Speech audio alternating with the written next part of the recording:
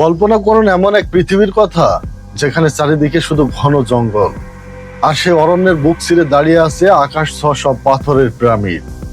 ভাবুন তো, আজ থেকে 1000 বছর আগে ইউরোপ এশিয়ার মানুষ যখন লিখতে শিখছে, তখন পৃথিবীর অন্য প্রান্তে এমন এক সভ্যতা গড়ে উঠেছিল যারা কোনো আধুনিক টেলিস্কোপ ছাড়াই নিখুঁতভাবে গণনা করেছিল মহাকাশের গ্রহ নক্ষত্রের গতিপথ।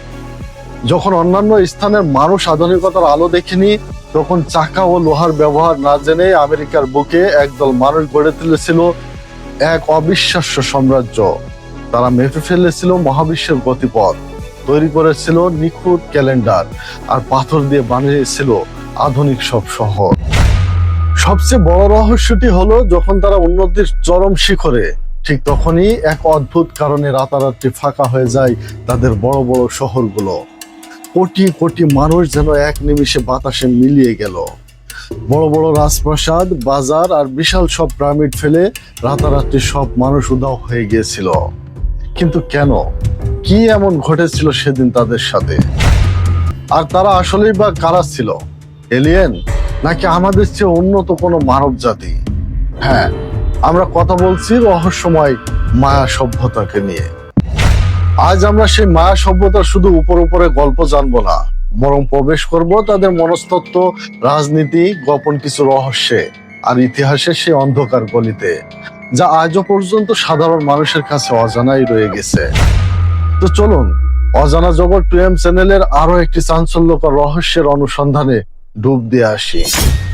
মায়া সভ্যতার রহস্য ও ইতিহাস জানতে হলে আমাদেরকে ফিরে যেতে হবে আজ থেকে প্রায় 4000 বছর আগে। বর্তমান মেক্সিকোর দক্ষিণাঞ্চল, গুয়াতেমালা, বেলিজ, এল সালভাদর এবং হন্ডুরাসের বিস্তীর্ণ অঞ্চল জুড়ে গড়ে উঠেছিল এই অনন্য সভ্যতা। আধুনিক 2000 খ্রিস্টপূর্বাব্দে এদের উৎপত্তি হলো 250 থেকে 900 খ্রিস্টাব্দ। এই সময়টাকে বলা হয় মায়া সভ্যতার স্বর্ণযুগ বা ক্লাসিক পিরিয়ড। মায়া সভ্যতাকে আমরা একক সাম্রাজ্য মনে করলেও বাস্তবে কিন্তু এটি কোনো একক সাম্রাজ্য ছিল না। এটি ছিল গ্রীসের মতো শত শত স্বাধীন নগর রাষ্ট্রের সমষ্টি। এর মধ্যে টিকাল, কালাকমল, পালাঙ্কু, কপান, এরা প্রত্যেকে ছিল ভিন্ন ভিন্ন পরাশক্তি। বিজ্ঞান ও গণিতে মায়ারা কতটা এগিয়ে ছিল তা শুনলে আধুনিক বিজ্ঞানীরাও মাথা চুলকাতে বাধ্য হন। আজ আমরা যে শূন্য বা জিরো ছাড়া গণিতের কথা চিন্তাই করতে পারি না। ভারতীয় উপমহাদেশের বাইরে মায়ারাই ছিল পৃথিবীর প্রথম জাতি যারা স্বাধীনভাবে শূন্যের ধারণা আবিষ্কার এবং ব্যবহার করেছিল। তাদের গণিত ব্যবস্থা ছিল বিষ ভিত্তিক, যা তারা ডট এবং বার দিয়ে প্রকাশ করত।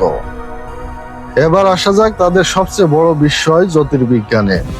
কোনো আধুনিক যন্ত্রপাতি বা টেলিস্কোপ ছাড়াই কেবল খালি চোখে আকাশ পর্যবেক্ষণ করে তারা সূর্য, চন্দ্র এবং শুক্র গ্রহের আবর্তনের নিখুঁত হিসাব বের করেছিল। মায়াদের তৈরি সৌর ক্যালেন্ডার অনুযায়ী এক বছর সমান ছিল 365.2420 দিন। আধুনিক বিজ্ঞান বলছে এক বছর সমান 365.2422 দিন। ভাবুন তো, 1000 বছর আগেই তাদের হিসাব আধুনিক বিজ্ঞানের চেয়ে মাত্র 2.220 দিন এদিক ওদিক ছিল। আর 2012 সালে সেই পৃথিবীর ধ্বংসের গুজবের কথা মনে আছে তো? সেটা আসলে ছিল মায়ানদের লং কাউন্ট ক্যালেন্ডারের একটি চক্রের সমাপ্তি মাত্র, যা 5125 বছর পর পর শেষ হয়। মায়ারা কিন্তু কখনো বলেনি পৃথিবী ধ্বংস হবে। তারা বলেছিল একটি যুগের অবসান ঘটে নতুন একটি যুগের শুরু হবে। আর এই মায়াদের শাসন ব্যবস্থা টিকে ছিল এক অদ্ভুত মনস্তত্ত্ব ও অন্ধবিশ্বাসের উপর, যাকে বলা হতো ডিভাইন কিংশিপ বা ঐশ্বরিক রাজতন্ত্র। এখানকার রাজাদের বলা হতো কুহুল আজাও বা পবিত্র শাসক। সাধারণ মানুষ বিশ্বাস করত রাজারা সরাসরি দেবতাদের সাথে কথা বলতে পারেন। আকাশের বৃষ্টি, মাটির ফসল, এমনকি সূর্য প্রতিদিন সকালে উঠবে কিনা সব নির্ভর করত রাজাদের উপরেই। আর এই অন্ধবিশ্বাসের সুযোগ নিয়ে রাজারাও এক বিশাল পুরোহিত বা আমলা শ্রেণী তৈরি করেন। ফলে শাসন ব্যবস্থা ছিল অত্যন্ত কেন্দ্রীভূত এবং খুবই কঠোর। কিন্তু এই ঐশ্বরিক ক্ষমতার পেছনে লুকিয়ে ছিল এক ভয়ানক ফাঁদ। রাজা যদি কখনো বৃষ্টি এনে দিতে না পারেন, তবে ঈশ্বরের উপর মানুষের বিশ্বাস ভাঙত না, বিশ্বাস ভাঙত রাজার উপর। আর এটাই পরবর্তীতে ডেকে এনেছিল এক চরম বিপর্যয়। মায়ান সমাজ ছিল মারাত্মক রকম বৈষম্যমূলক। একজন সাধারণ কৃষক দিনরাত পরিশ্রম করে জঙ্গল কেটে ভুট্টা ফলাতো। ভুট্টাই ছিল তাদের প্রধান খাবার। তারা ভুট্টাকে এতটাই পবিত্র মনে করত যে তাদের বিশ্বাস ছিল মানুষকে সৃষ্টি করা হয়েছে ভুট্টার মণ্ড দিয়ে। এছাড়া তারা সিম, স্কোয়াশ এবং কোকো বা চকলেট চাষ করত। আর তার সিংহভাগ কর হিসেবে চলে যেত রাজকোষে। কিন্তু মায়ান অভিজাতদের জীবন ছিল সম্পূর্ণ ভিন্ন এবং কিছুটা অদ্ভুত। মায়ান উচ্চবিত্তরা নিজেদের সাধারণ মানুষের চেয়ে আলাদা দেখাতে এক অদ্ভুত শারীরিক বিকৃতি ঘটাতো। শিশুদের জন্মের পর দুটি কাঠের তক্তা দিয়ে মাথা চেপে লম্বাটে বা ডিম্বাকৃতি করা হতো, কারণ তারা মনে করত লম্বা মাথা হলো বুদ্ধিমত্তা ও অভিজাত্যের প্রতীক। এমনকি তারা নিজেদের দাঁত ফুটো করে সেখানে মূল্যবান সব জেট পাথর বসাতো। সাধারণ মানুষের কাছে এই অভিযাত্রা ছিল প্রায় ভিন গ্রহের কোনো জীব বা অর্ধ দেবতার মতো। এই বিশাল সামাজিক দূরত্ব সাধারণ মানুষের ভিতরের দিকে তীব্র ক্ষোভের জন্ম দিচ্ছিল, যা সাধারণ মানুষ কখনো মুখ ফুটে বলতে পারত না। এবার আসি কিভাবে এবং কেন মায়ারা ঘন জঙ্গলের ভিতরে এত বিশাল বিশাল পিরামিড এবং প্রাসাদ তৈরি করেছিল। মনে রাখবেন, মায়াদের কোনো লোহার হাতিয়ার ছিল না, ছিল না কোনো ঘোড়া বা গাধার মতো পশুবল। এমনকি ভারী জিনিস টানার জন্য তারা চাকার ব্যবহারও করত না। তাহলে লাখ লাখ টন ওজনের পাথর কিভাবে তারা মাইলের পর মাইল দূর থেকে বয়ে নিয়ে এলো এবং কিভাবে নিখুঁতভাবে একের পর এক সাজিয়ে পাহাড় সমান উঁচু পিরামিড বানালো? এর উত্তর লুকিয়ে আছে তাদের বুদ্ধিমত্তা ও অবিশ্বাস্য মানব শ্রমে। তারা পাথর কাটার জন্য ফ্লিন্ট বা অবসিডিয়ানের মতো অত্যন্ত শক্ত আগ্নেয় শিলা ব্যবহার করত। আর হাজার হাজার শ্রমিক দড়ি এবং কাঠের গুঁড়ির উপরে পাথর রোল করে নিয়ে আসতো। চুনা পাথরকে পুড়িয়ে তারা এক ধরনের বিশেষ চুন তৈরি করত, যা সিমেন্টের চেয়েও শক্ত আঠা বা মার্টার হিসেবে কাজ করত। কিন্তু কেন তারা এত কষ্ট করে এগুলো বানিয়েছিল? এর পেছনে আসলে প্রধান দুটি কারণ ছিল। প্রথম কারণটি হলো ধর্ম এবং ক্ষমতা। পিরামিডগুলো ছিল আসলে দেবতাদের মন্দির। মায়ারা মনে করত পিরামিড যত উঁচুতে হবে ঈশ্বরের তত কাছাকাছি যাওয়া যাবে। আর দ্বিতীয়টি, এটি ছিল রাজার ক্ষমতার প্রতীক। যে শহরের রাজা যত বড়, সেই শহরের রাজা তত বেশি শক্তিশালী। এছাড়া এই পিরামিডগুলোর ভিতরে নকশা এমন ভাবে তৈরি করা হতো যেন রাজা চূড়ায় দাঁড়িয়ে কথা বললে নিচে থাকা হাজার হাজার মানুষ মাইক ছাড়াই তাই স্পষ্ট শুনতে পায়। এমনকি চিচেন উজ্জার পিরামিডে বছরের একটি নির্দিষ্ট দিনে সূর্যের আলো এমন ভাবে পড়ে যেন মনে হয় একটি বিশাল সাপ পিরামিডের গা বেয়ে নিচে আসছে। কি অদ্ভুত প্রকৌশল, তাই না? একটু ভাবুন, ইউরোপের মানুষ যখন মনে করত পৃথিবী সমতল, তখন মায়ানরা পৃথিবী গোল কিনা তা নিয়ে মাথা ঘামাচ্ছিল না। বরং তাদের সভ্যতা এতটা এগিয়ে গিয়েছিল যে তখন তারা শুক্র গ্রহের গতিপথের উপর ভিত্তি করে সামরিক অভিযানের দিনক্ষণ ঠিক করছিল। কিন্তু এত বিজ্ঞান জানার পরও তাদের মনস্তত্ত্ব আটকে ছিল এক অন্ধবিশ্বাসে। তারা বিশ্বাস করত মহাবিশ্ব একটি চক্রাকার পথ দিয়ে চলে এবং প্রতিটি চক্রের শেষে তাদের দেবতাদের জন্য রক্তের প্রয়োজন হয়। রক্ত দেওয়া বন্ধ করে দিলে মহাবিশ্ব থমকে যাবে। আর এই রক্তের তৃষ্ণা মেটাতে তারা খেলতো এক ভয়ানক খেলা, যার নাম পকাটক। এটি ছিল শক্ত রাবারের বল দিয়ে এক প্রাচীন খেলা, যেখানে খেলোয়াড়রা হাত ব্যবহার করতে পারতো না। শুধু হাঁটু, কোমর এবং কনুই দিয়ে বলটিকে একটি পাথরের রিংয়ের ভিতরে গলাতে হতো। সিনেমেটিক টুইস্টটা হলো, ম্যাচ শেষে পরাজিত দলের ক্যাপ্টেন বা পুরো দলকে দেবতার উদ্দেশ্যে সানন্দে বলি দেওয়া হতো। অর্থাৎ এটা শুধু খেলাই ছিল না, এটা ছিল জীবন মৃত্যুর লড়াই। আর তারাও বলি হওয়াকে নিজেদের জন্য পরম সৌভাগ্য মনে করত। প্রথম দিকে মায়ানদের যুদ্ধগুলো ছিল খুব সীমিত।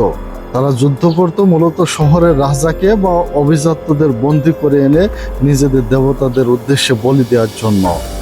সাধারণ মানুষকে তারা যুদ্ধের সাথে জড়াতো না, ফসলেরও কোনো ক্ষতি করত না। কিন্তু খ্রিস্টীয় 8ম শতাব্দীতে এসে যুদ্ধের চরিত্র সম্পূর্ণ বদলে যায়। জনসংখ্যা যখন অতিরিক্ত বেড়ে গেল তখন শুরু হলো সম্পদের যুদ্ধ, ভূমির যুদ্ধ। টিকাল আর কালাকমল এই দুটি পরাশক্তির মধ্যে শুরু হয় এক শতাব্দী ব্যাপী শীতল যুদ্ধ, যা এক সময় রূপ নেয় এক সর্বগ্রাসী রক্তক্ষয়ী মহাযুদ্ধে। মায়ানরা তাদের তীরের ফলায় এমন এক প্রকার পাথর ব্যবহার করতে শুরু করে যা ছিল কাঁচের মতো ধারালো। এই সময় তারা একে অপরের ফসলের ক্ষেত পুড়িয়ে দিতে শুরু করলো, পানির জলাশয়গুলো বিষাক্ত করতে লাগলো। যে যুদ্ধ শুরু হয়েছিল দেবতাদের খুশি করার জন্য, তার রূপ নেই একে অপরকে ধ্বংস করে দেওয়ার উন্মাদনায়। এখন হয়তো আপনার মনে প্রশ্ন জাগতে পারে, তাহলে তাদের হারিয়ে যাওয়ার আসল কারণটা কি ছিল? যুদ্ধ নাকি অন্য কিছু? 2000 সালের পর থেকে বিজ্ঞানীরা আধুনিক প্রযুক্তির সাহায্যে মায়ান অঞ্চলের হ্রদের তলানিতে মাটি এবং গুহার স্টালাগমাইট পরীক্ষা করে এক ভয়াবহ সত্য উন্মোচন করেছেন। একে বলা হয় মেগা ড্রাউট বা শতবর্ষী মহাখরা। কিন্তু এই খরার জন্য মায়ানরা নিজেরাই দায়ী ছিল। একে বিজ্ঞানের ভাষায় বলে ইকোসাইড। মায়ানদের পিরামিডগুলোর উপরে যে চকচকে চুনকালামের প্রলেপ দেখা যায়, তা তৈরি করতে বিশাল চুল্লিতে পাথর পোড়াতে হতো। মাত্র 1 বর্গ কিলোমিটার প্লাস্টার তৈরি করতে বিশালাকার 5টি জীবন্ত গাছ কাটতে হতো জ্বালানি হিসেবে ব্যবহার করার জন্য।